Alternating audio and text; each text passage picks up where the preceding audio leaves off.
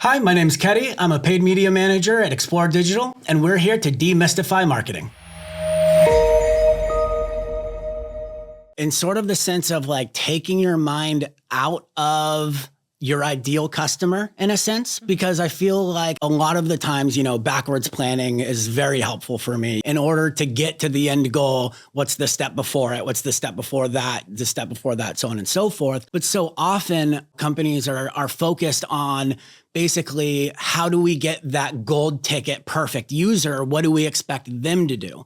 The problem is that very rarely will someone land on your website and on the very first visit end up purchasing the exact product you want and be that user.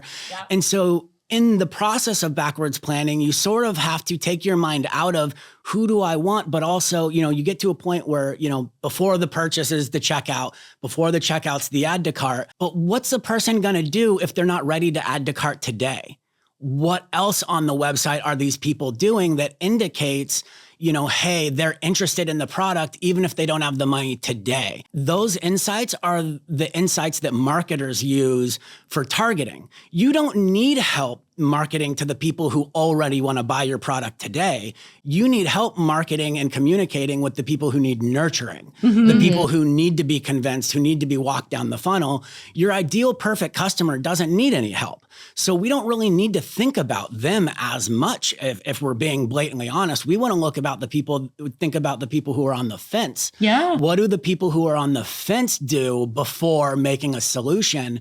And a lot of the times too, whether that's marketing messaging or even website messaging, one of my biggest feedback kind of points that keeps coming up again is what the user benefit is. What's the benefit to them? Clients often want to tout their awards in the messaging, but customers don't really care what awards you've won when they're going through ads. They want to know what problem you're solving for them. Yes. So while like all these years learning about CRO, which is conversion rate optimization, one thing I learned about was the jobs to be done framework, which is like that Harvard professor guy, I don't know his name, but basically it's about understanding the functional, emotional, and social job that your product or service does for them. One of the things that I was reading that this Harvard professor basically talked about in the jobs to be done framework is if you think about like AirPods or something, right? Yes. What's the functional job that an AirPod completes for you? Like what's the job it does? You need it for listening to music and you need it for like phone calls or whatever. That's the functional. Yep. Social is like, well, everyone loves Apple.